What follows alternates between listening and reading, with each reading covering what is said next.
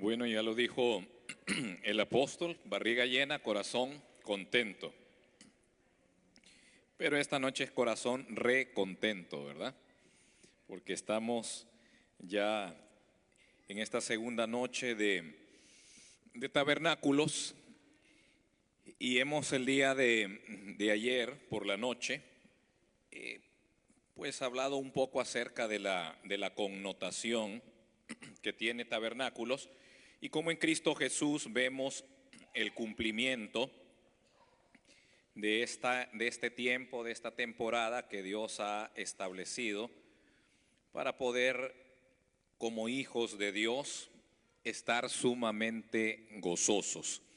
Yo quiero el día de hoy seguir siempre con la connotación de tabernáculos, pero tomar una porción diferente en la palabra de Dios para ver otra de las aristas de lo que acontecía en medio de la fiesta de tabernáculos, y es que las fiestas del Señor, porque son las fiestas del Señor, no son las fiestas de Israel, sino que del Señor, todas eran un ensayo y todas eran podríamos decir, como una especie de obra de teatro profética, a través de la cual el pueblo de Israel estaba pintando un cuadro de una realidad celestial, de una realidad eterna, de una temporada en la cual entramos al estar en obediencia alineados con las convocatorias del Señor. Yo quisiera en esta noche hablar del canto de ascenso. Y cuando digo el canto de ascenso, es porque la ciudad de Jerusalén, que es la ciudad hacia donde hacía el peregrinaje el pueblo de Israel, o sea, un recorrido todos los años, 3 veces al año el pueblo de Israel debía subir al monte de Sión, que es donde incluso hoy en día se encuentra la ciudad de Jerusalén, que en su momento había sido también una fortaleza conquistada por David, porque es el monte que Dios eligió para poder convocar a su pueblo, el mismo monte donde David se instaló y estableció un lugar, arregló un lugar para la gloria y la presencia de Dios.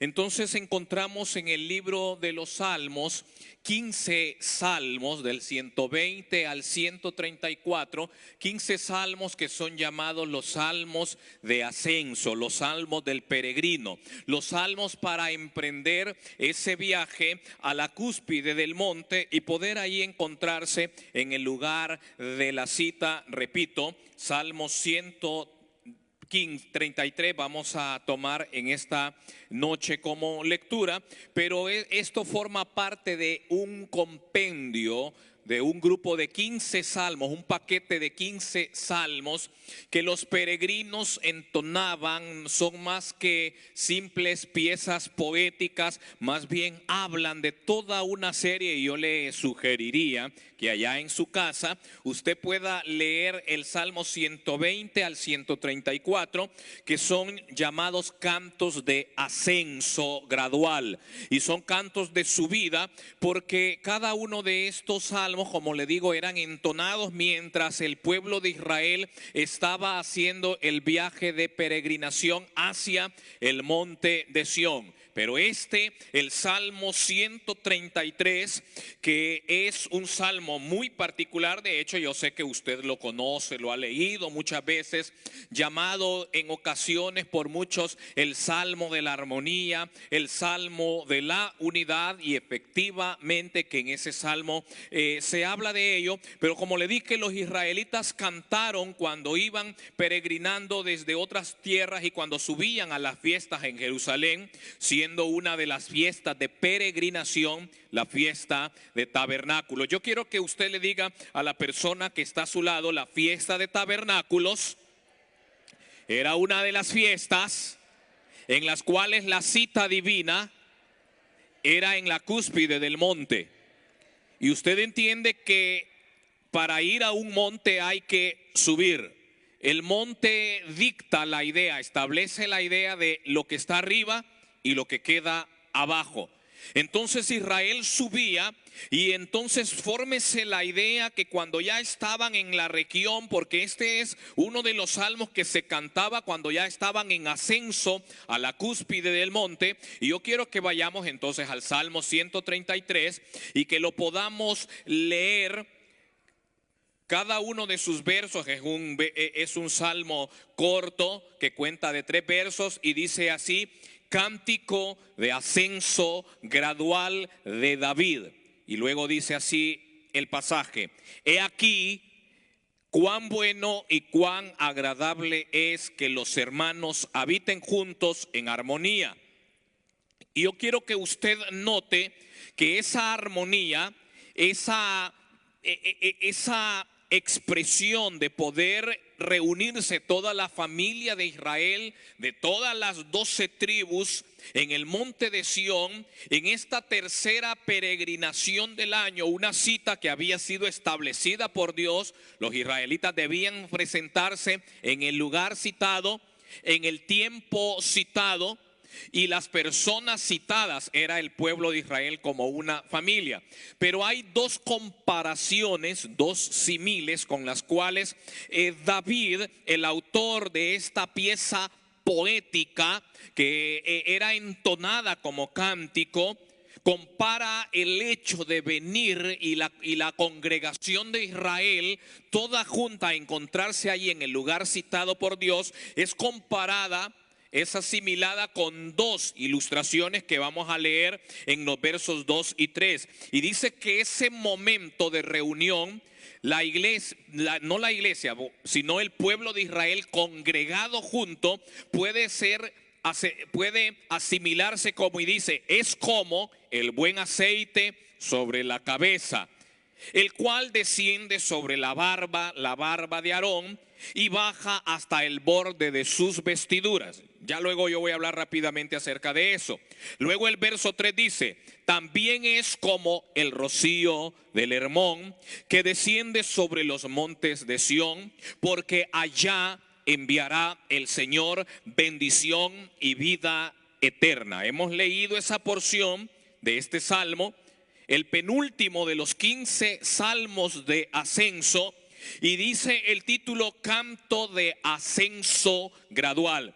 ¿Sabe? La palabra ascenso en el idioma hebreo es una palabra compuesta, es la palabra ma'alá, y significa elevarse, significa ir un viaje que se emprende hacia un lugar más alto, significa también un cambio de condición, un cambio de posición, significa una grada, partir hacia un lugar más alto, un cambio de pensamiento, de estación. Pero cuando habla de pensamiento es cambiar y pensar desde lo alto. Entonces la idea es de un ascenso. Yo quiero que toque a la persona que está a su lado y dígale: tabernáculos implica ascender, ir hacia arriba, al lugar de encuentro. Ellos ascendían, un cambio de posición, un cambio de estación, dejar lo que está abajo para ir arriba. Entonces la connotación de la fiesta de tabernáculos era ir hacia el lugar de encuentro.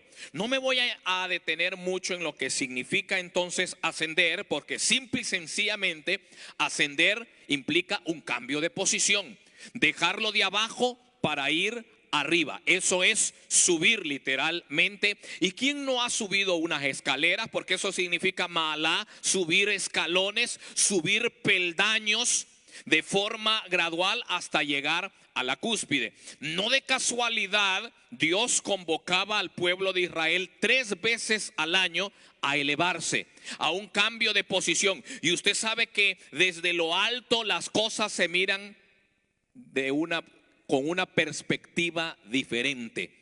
Desde lo alto un monte ya no se mira como algo inmenso, sino que desde lo alto usted ve las cosas que están abajo incluso más pequeñas.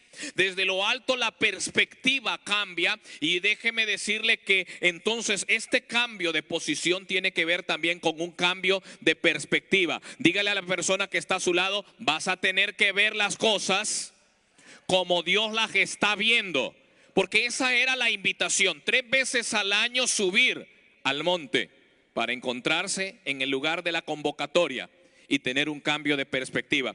Pero yo quiero enfocarme en esta noche, brevemente, unos 20 minutos, luego de haber hablado todo lo que he dicho como preámbulo, enfocarme en las dos comparaciones que hace el Salmo 133. Yo quiero que no pierda de vista que este canto de ascenso era cantado en las fiestas de tabernáculos, en las fiestas de peregrinación, y el salmista, entonces dicen los eruditos que este salmo posiblemente es compuesto, es escrito por David para en el momento en el cual, luego de que él ya lleva 7 años en el trono, porque él hereda un Israel dividido, parte de las tribus de Israel simpatizaban aún con la corte de Saúl. Pero se dice entonces que para un momento en el que toda la nación se alinea bajo el mandato, bajo la paternidad del rey de Israel, que es David, entonces él está viendo el espectáculo desde el monte de Sión y ve a toda la familia subir, y dice él: miren cuán delicioso, cuán agradable. Y el idioma hebreo usa la palabra agradable como cuando usted prueba algo tan dulce como la miel, pero lo compara también con lo exquisito que es escuchar una pieza musical bien ejecutada en armonía. Y entonces dicen: miren cuán bueno, cuán agradable, cuán delicioso es que los hermanos logren encontrarse juntos en el lugar de la cita. Pero yo voy a ir más allá.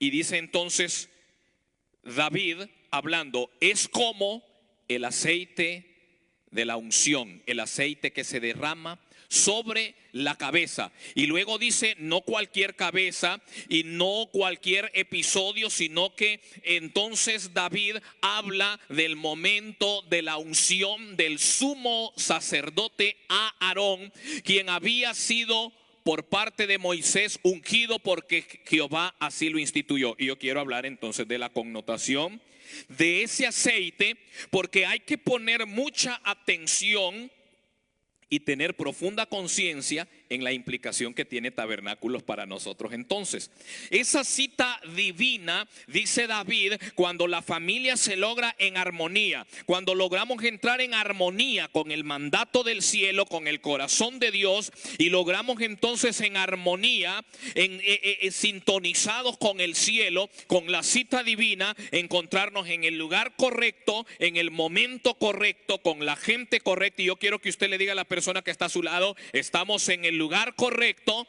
las personas correctas, en el momento correcto. ¿Sabe? Eso es muy importante en la escritura. Y cosa muy seria era violentar ese mandato y cambiar el lugar de la cita, el momento de la cita, y encontrarse con la gente que no era la correcta. Pero entonces David dice: este momento que vamos a vivir en medio de la fiesta, de la peregrinación, todos como familia, dijo, podemos compararlo como al momento grandioso en el que el sumo sacerdote fue ungido por Moisés. Ahora déjeme decirle, el aceite con el que se ungía, con el que se había ungido en algún momento a Aarón, vamos a hablar de la unción. Se ungía en la Biblia a reyes, se ungía en la Biblia a sacerdotes, se ungía a reyes.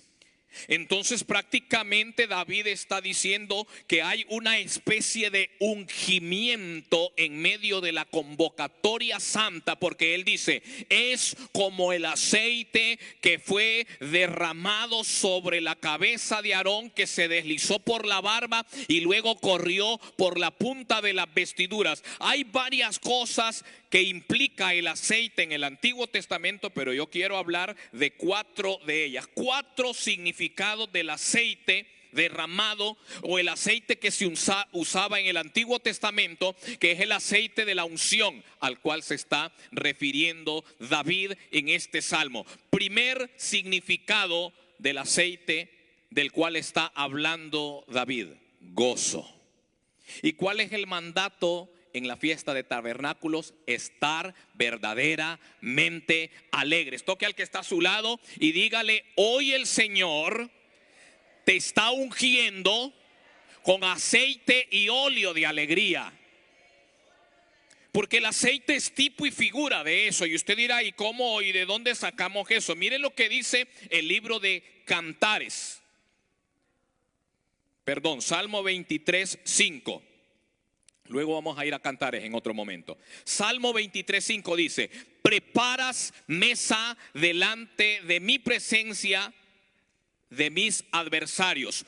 Unges mi cabeza con aceite, mi copa está rebosando. Pero usted entiende el entorno de ese verso 5, donde el salmista habla de pasar por el valle de sombra de muerte. ¿Cuántos muchas veces hemos transitado ese valle peligroso? Pero hay una esperanza, y dice el salmista: unges mi cabeza con aceite, preparas mesa de banquete delante de mis angustiadores, y mi copa está rebosando. ¿Cuántos pueden decir esta noche: hoy mi copa está rebosando? ¿Sabe por qué? No porque usted quiere, sino por el aceite que el Señor derrama sobre tu cabeza en medio de la convocatoria santa del Señor. David decía: miren qué maravilloso. Él es inspirado desde la perspectiva del monte alto, y dice: este momento glorioso en que las 12 familias de Israel están ascendiendo a la cúspide, al lugar de la cita divina, solamente se puede comparar con el momento glorioso en que el aceite fue derramado sobre la cabeza de Aarón. Y ese aceite es tipo y figura de óleo de alegría, de gozo, que cambia la tristeza en baile. Por eso el Señor dice: hay que estar verdaderamente alegres. Él unge mi cabeza. Yo quiero que diga en voz alta: Dios está ungiendo mi cabeza con aceite y mi copa está rebosando. ¿Hay alguien que lo puede creer? ¿Hay alguien que lo puede creer? Yo recuerdo un cántico que cantaba de niño en escuela dominical y decía: si mi copa está rebosando. Y yo creo que el Señor derrama de su aceite para que nuestra copa rebose. Hablar de copa es hablar de la vasija de nuestra vida. El aceite de la unción que te hace rebosar de gozo. El aceite de la unción que te prepara para poder sentarte en mesa aún en medio del tiempo donde los angustiadores están viendo. Pero sabe, hay una realidad absoluta por encima de cualquier tiempo que pudiéramos estar viviendo. Y el salmista lo dice en este verso: delante de mis angustiadores, Él unge mi cabeza con aceite. Tabernáculos es un tiempo entonces para recibir una redoma de aceite que llena tu copa de gozo para poder continuar el peregrinaje de la vida. ¿Sabe qué? Fortalecidos por el gozo del Señor. Pero no me quiero detener mucho en eso, porque el aceite también es tipo y figura. Yo quiero que diga en segundo lugar: fragancia. Fragancia es perfume. En el libro de Cantares, capítulo 1, verso 3, quiero leerle la Nueva Traducción Viviente. Dice: qué agradable es tu fragancia, dice la amada. Tu nombre es como el aroma que se esparce de aceites perfumados. En este pasaje, con un lenguaje poético, la amada, que es tipo y figura de la iglesia, está hablando de el nombre de su amado. Usted se acuerda que ayer dijimos que Jesús es la luz, es la vida, es el tabernáculo, es la puerta. Entonces en este pasaje está hablando del perfume, está hablando de la fragancia, que es comparado con la fragancia que destilaban los aceites perfumados, el aceite de la unción. Y sabe que Pablo dice, porque hablar de fragancia es hablar de aquel que porta fragancia de vida, porque es la vida. Entonces hay una fragancia de vida, y no le estoy hablando nada algo loco y disparatoso, no. Dice Pablo que usted y yo somos perfume y fragancia de vida, y esparcimos esa fragancia de vida por medio de Cristo Jesús. Pero ¿sabe qué? Para eso hay que estar ungido, para destilar esa fragancia, ese perfume. Dígale al que está a su lado: ¿y tú qué fragancia estás emitiendo? O dígale: ¿y tú a qué hueles?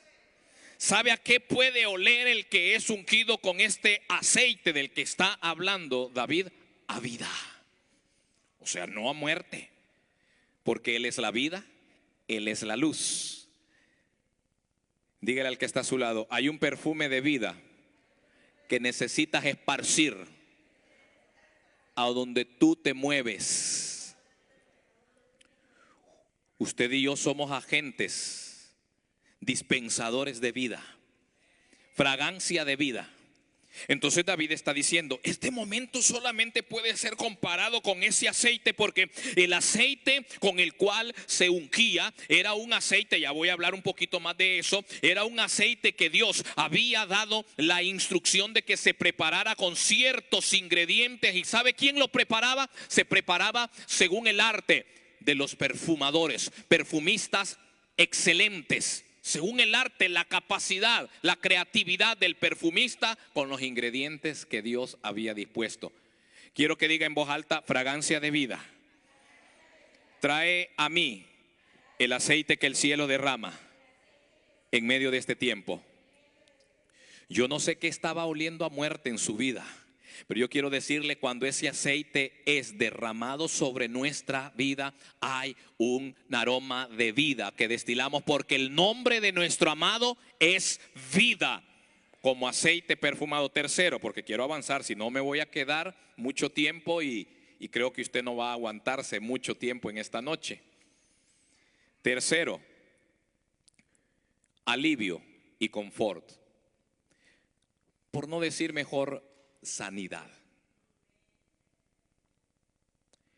Dice Isaías capítulo 1 verso 6 en la Nueva Traducción Viviente: desde los pies hasta la cabeza están llenos de golpes, cubiertos de moretones, contusiones y heridas infectadas, sin vendajes ni ungüentos o aceites que los alivien. Y usted dirá: ¿qué quiere decir todo eso? En la antigüedad ya se usaba el ungüento, el aceite, para suavizar las heridas, para traer sanidad sobre las heridas. Y yo no sé usted, pero yo siento en mi espíritu que incluso en medio de este tiempo, y yo quiero hablar proféticamente y ser obediente a la voz del Espíritu que escucho. Yo no sé si usted ha venido con una dolencia, yo no sé qué malestar le ha estado aquejando, yo no sé si es algo en el corazón, en sus sentimientos, sus emociones, pero cuando la palabra de Dios me habla de aceite de unción, de hecho la palabra en el Nuevo Testamento dice: ¿está alguno enfermo? Pues llame a los ancianos y que lo unjan con aceite. Yo no sé, pero yo quiero que si usted es atrevido y si usted está dispuesto a arrebatar en esta noche, usted va a poner la mano allí donde le duele, porque yo tengo la certeza del Espíritu que hay aceite que está siendo derramado en medio de este tiempo que es convocatoria santa, donde estamos haciendo alusión a que aquel que es el tabernáculo, la cobertura, el que es el que me sana, el que es la puerta, el que es la vida, el que desplaza todo imperio de tiniebla, está operando y esparciendo su aceite en este lugar. Yo no sé, ponga su mano allí, yo no le voy a poner la mano, pero yo quiero orar en el nombre de Jesús, porque aquel que es el aceite está siendo derramado en medio de este lugar. Y yo declaro sobre toda herida en el alma, sobre todo dolor en el corazón, yo declaro sobre enfermedad que por el aceite que trae sanidad hay ungimiento para sanidad en medio de este tiempo sobre su vida. ¿Hay alguien que lo puede creer? Hay alguien que lo puede creer y arrebata. De hecho, si usted tiene un familiar y no está aquí y se atreve a ir y ponerle manos, porque usted es portador de aceite. El aceite se usaba para suavizar heridas. El aceite es tipo y figura de aquello que trae confort, de aquello que trae alivio. Yo no sé si usted termina de aterrizar lo que hoy estamos hablando, pero David decía, este momento glorioso es como un derramamiento de aceite que viene del cielo. Y usted lo va a terminar de creer cuando hablemos en la última sección de este salmo. Cuarto, consagración. ¿Sabe usted qué es consagrar? Consagrar es el acto de ungir, el acto de apartar. En el libro de Éxodo, capítulo 30, del verso 22 al 32, Dios le da la orden a Moisés de preparar un aceite. No cualquier aceite, sino un aceite con ciertos ingredientes, con ingredientes que habían sido sugeridos, recomendados, ordenados divinamente desde el cielo. A Moisés le dan la orden de preparar un aceite que no es para usos personales. De hecho, Dios le da a Moisés la orden, este aceite no es para que se lo fabriquen y que lo usen cuando quieran, no. Este aceite es para ungir los utensilios, para apartar y consagrar los utensilios del tabernáculo. Pero con este aceite también vas a ungir a Aarón y a toda la clase sacerdotal que servirá con él en mi casa. Pero sabe que hay algo poderoso, porque usted dirá, y algunos dicen, ese aceite no se usaba más, pero hay algo poderoso con lo que termina esa porción de la instrucción del aceite, y es que Dios le dijo a Moisés, y sabes qué, Moisés, este aceite solamente se puede utilizar para ungir sacerdotes. Y yo no sé si usted me está entendiendo, pero usted y yo somos sacerdotes, reyes y sacerdotes. Y a mí me llamaba la atención, y yo me detuve hoy en la tarde y dije, qué poderoso esto, porque este aceite solamente era para ungir sacerdotes. Y David entonces estaba diciendo proféticamente, la nación de sacerdotes hoy está subiendo al monte, y ese momento está siendo asimilado con aquel aceite que era derramado. Entonces él proféticamente estaba hablando de la nación de reyes y sacerdotes, que somos usted y yo, subiendo al monte. O sea, un momento como este es entonces para recordar con suma alegría y gozo que el aceite de la unción. ¿Sabe usted qué es ungir? Ungir es empoderar, ungir es autorizar, ungir es derramar aceite con autorización para que alguien haga un servicio y funja como lo que el cielo dice que hay que fungir. En otras palabras, cuando Dios unge a alguien, lo está empoderando, capacitando y autorizando para que vaya a hacer lo que tiene que hacer de acuerdo a la encomienda que el cielo ha hablado. Y dijo David, este momento es como el aceite derramado, como cuando Aarón fue ungido. ¿Y para qué fue ungido Aarón? Para ser sacerdote. Toque a la persona que está a su lado y dígale, qué bueno verte, sacerdote ungido del Señor Dios Altísimo. David dice que subir al monte en esa fecha era equivalente a un derramamiento de aceite. ¿Usted está entendiendo lo que estamos explorando en esta maravillosa porción? Pero saliendo de esto, para aterrizar, creo que eran las 8:20 cuando 7:20, llevo 10 minutos, me quedan otros 10. Vamos a hablar de la segunda comparación. David compara con algo más ese momento.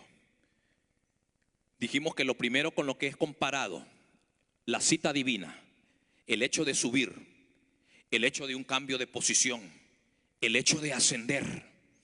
Y usted entiende que ascender tiene la connotación de salir de la comodidad, salir de lo cotidiano, salir de lo que estoy acostumbrado para ir más alto. Y el asunto es que entonces cuando bajamos de ese momento, porque no es que nos quedamos en el monte, sino que cuando volvemos a nuestra vida cotidiana, cuando volvemos a lo natural, entonces bajamos ungidos, perfumados, aliviados, en confort y también llenos de gozo por recordar el momento glorioso del que participamos por causa de Cristo Jesús. Pero hay un segundo elemento con el cual compara el salmista el hecho de ascender a la cita divina. Y dice él, es como el rocío. Yo quiero ser muy enfático aquí. No está hablando de lluvia, habla de rocío. Es como el rocío que proviene del monte de Hermón, decía él. Es como el rocío, y quiero que lo volvamos a leer el verso 3. Es como el rocío del Hermón que desciende sobre los montes de Sión. Me voy a detener ahí. Si usted nota dos cosas, habla de el aceite que desciende y del rocío que desciende. Está hablando del hecho de el cielo derramar desde sus compuertas algo sobre nosotros. Y dice entonces, es como el rocío. ¿Sabe? El monte Hermón es un monte que estaba situado, que está hasta el día de hoy situado de forma, diríamos, en su formato geográfico, está ubicado a cierta distancia de Palestina. Si me permite, voy a buscar algo que se me perdió por acá. Aquí lo tengo nuevamente. ¿Sabe? El monte de Hermón, algunos eruditos dicen que podía verse su cúspide coronada de nieves, de hielos eternos, desde una distancia de por lo menos unas 120 millas. O sea, a 120 millas en la región de Palestina se podía ver aquel monte coronado con nieves eternas.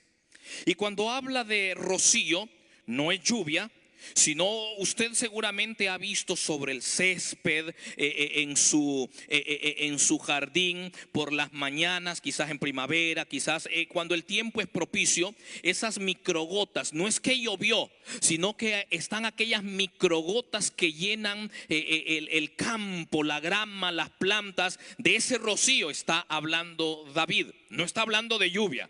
Está hablando de ese rocío que por causa de la operación de los vientos era traído hasta la región de Palestina, una tierra que, óigame, déjeme decirle, es una tierra semiárida, con un clima muy seco, pero que desde aquel momento era tan importante la actividad del viento soplando y trayendo aquel rocío para humedecer la tierra.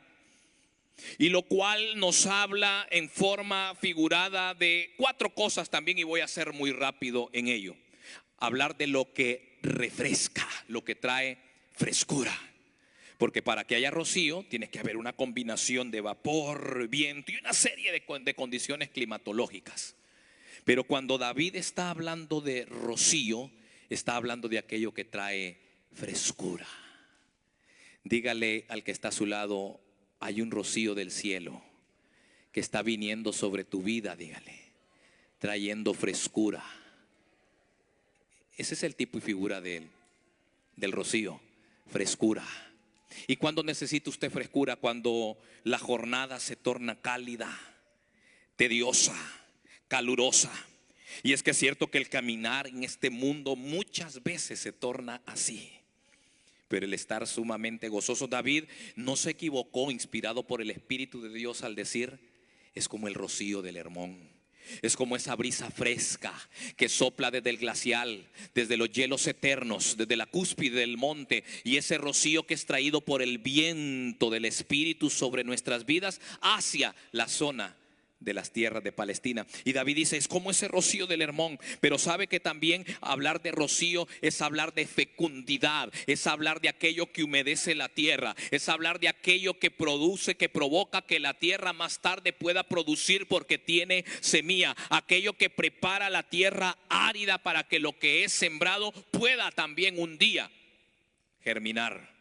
Entonces habla de ser fructífero, ser fecundo, ser productivo. Entonces David está diciendo, cada vez que el pueblo asciende a lo que estamos ascendiendo, ese acto de ascender es una cita divina, donde así como el rocío que remoja la tierra, que remoja los valles y provoca y contribuye a que los valles, las tierras sean fructíferas, así se vuelve nuestra vida por causa de la unción del Santo que es derramada.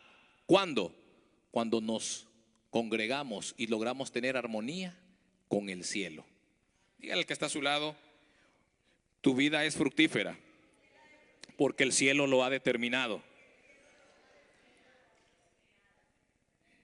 Tercero, hablar de rocío, y aquí ya estoy terminando, es hablar de lo que aviva, avivamiento. ¿Sabe usted qué es avivar? Por no decir vivificar. ¿Sabe usted qué es vivificar? Significa una transacción donde hay transferencia de vida. ¿Usted se acuerda que hablábamos ayer que en el principio era el verbo y el verbo es Dios? ¿Y el verbo es qué? Es la vida y es la luz.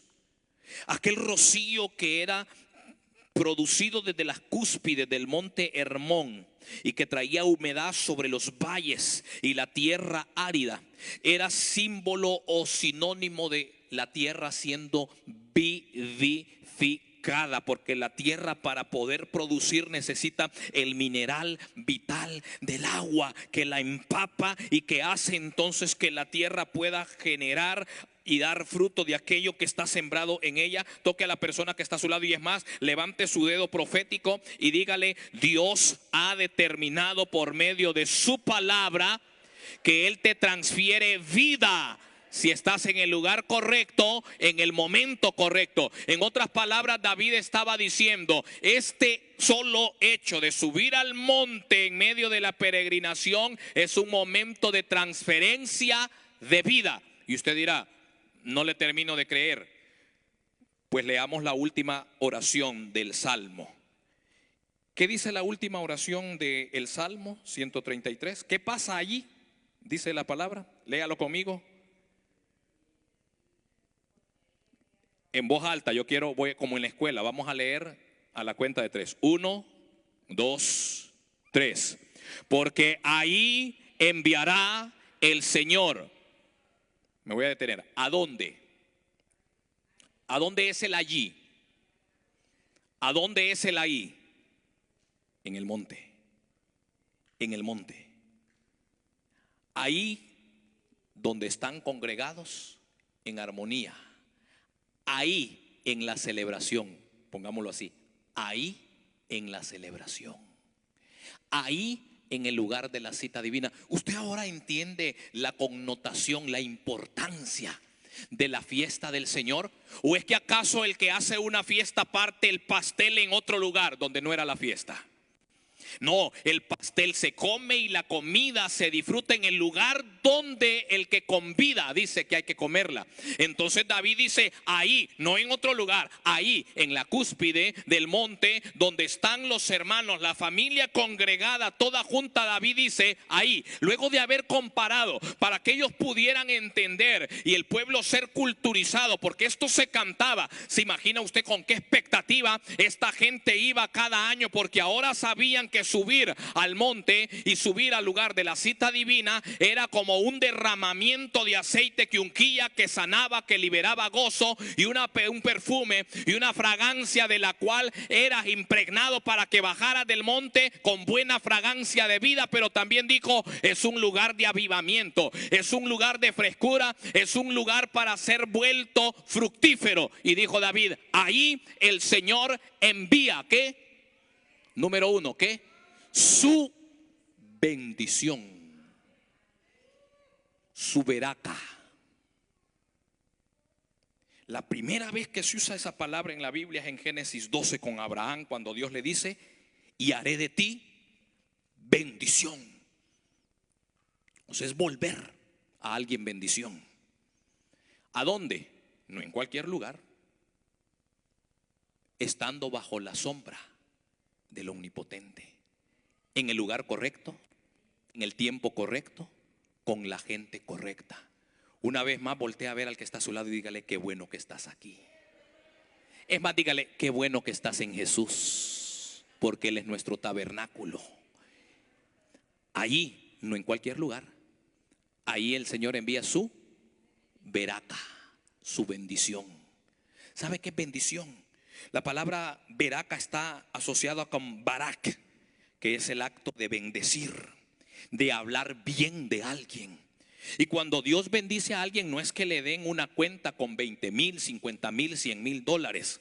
En el pensamiento bíblico, y con esto estoy terminando, en el pensamiento bíblico, bendecir a alguien es el acto de soltar una palabra para comisionarlo y habilitarlo. Es el acto de conferirle capacidad para que pueda prosperar, para que pueda producir. La primera vez que Dios bendijo a alguien, lo hizo con Adán y Eva, y dice el verso 28 de capítulo 1 de Génesis: y Dios los bendijo y ¿qué les dijo? Ustedes son fructíferos, o sea, son productivos. Los estaba habilitando para producir. Pero no solamente eso, los bendijo y les dijo: ustedes pueden multiplicarse porque son productivos. Pero aparte los bendijo y les dijo: ustedes van a gobernar, van a ser señores y van a sojuzgar. ¿Por medio de qué? Una palabra. Y usted entiende qué importante es ser bendecido. Jacob tenía de todo, pero qué cosa que se queda toda una noche diciéndole al ángel: si no me bendices, no te vas, no te dejo ir. No estaba pidiendo ganado porque ya tenía. No estaba pidiendo siervos porque ya tenía. Estaba buscando una palabra. Estaba buscando que le cambiaran el nombre para cambiar y alterar su destino. Estaba buscando ser habilitado para cumplir su destino profético, porque se había dado cuenta que con todo y lo que tenía le hacía falta una habilitación. ¿Usted está entendiendo lo que dice David? Ahí el Señor envía su bendición. Toque al que está a su lado y dígale: Dios te está habilitando hoy para que puedas cumplir tu destino profético. ¿Y qué más envía el Señor ahí? Vida eterna. Y usted dirá: pero yo ya la tengo. Es que no está hablando de existencia sin fin. ¿Usted sabe cómo definió Jesús la vida eterna? Jesús dijo: y esta es la vida eterna, que te conozcan a ti. O sea, dice el salmista, subir al monte en un peregrinaje como tabernáculos es ubicarse en el lugar correcto, donde Dios habilita con bendición y envía lo eterno de Él. O sea, se te manifiesta, se te revela al lo eterno de Dios. Eso es vida eterna, estar en una relación continua donde yo lo puedo conocer más a Él. Por eso el salmista decía: una cosa he demandado y esa permanezco buscando, que esté yo todos mis días en la presencia del Señor para contemplar su hermosura. O sea, contemplar un nuevo destello de la luz gloriosa de Él. O a poco usted me va a decir, porque los mexicanos dicen, ¿verdad? ¿A poco? O a poco usted me va a decir que ya conoce completamente al Señor. Yo no creo conocerlo. Entonces David estaba diciendo: subir al monte es subir al lugar correcto, donde el Señor envía nueva revelación, nuevo conocimiento de su persona, y donde el Señor envía bendición. Yo le voy a pedir que ahí donde está usted podamos dimensionar, que pueda cerrar sus ojos, digerir y pedirle al Señor que allí lo que está en lo profundo de su espíritu, porque yo no he hablado solamente a su intelecto, sino a su espíritu y he orado para que el Espíritu de Dios hable directamente a su espíritu. Y yo te pido, Padre eterno, en el nombre de Jesús, que seamos profundamente conmovidos, Dios Padre, movidos, Padre eterno, a través de esta revelación a caminar, Dios Padre, inundados los ojos de nuestro corazón, Dios Santo, con profundo entendimiento, Padre eterno, de cuál sea la herencia que nos has dado, de cuál sea el grandioso poder que nos has entregado, Padre, de cuál es la maravillosa esperanza en la que caminamos, esperanza de gloria. Yo te pido, Padre eterno, que la revelación que tú has depositado en cada hombre, en cada mujer, en esta hora, Padre, nos ayude a caminar, Dios, en el peregrinaje de esta vida, Dios Padre, siendo Dios dispensadores de perfume de vida, siendo, Padre, manifestadores de que nuestra copa está rebosando a pesar de que hay angustiadores en la vida,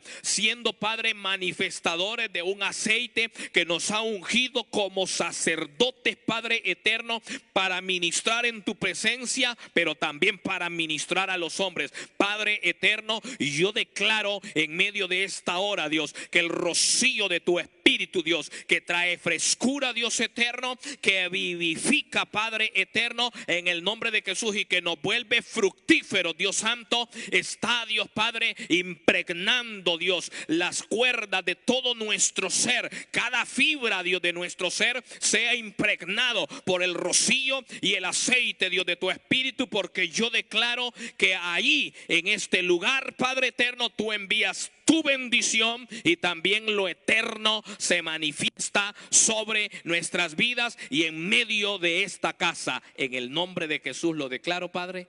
Amén. Amén. Que Dios le bendiga.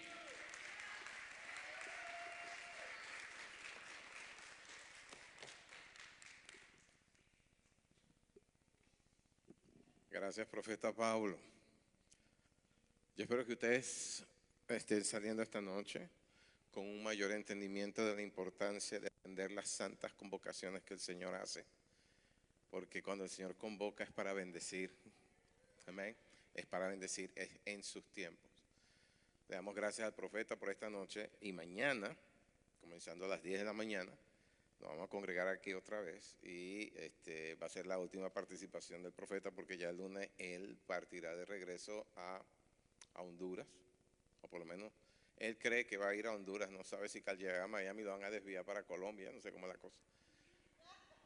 Es a donde el soplo del Espíritu lo lleve en este caso, amén. Entonces lo bendecimos, le damos gracias por haber estado compartiendo con nosotros estas 2 noches, pero mañana en la mañana, 10 de la mañana, aquí estará con nosotros, amén. Amén. Cerramos la transmisión, Dios los bendiga. Vi que había algunas personas que se conectaron a la transmisión, que el Señor los bendiga también, amén. Listo. Ahora sí les puedo hablar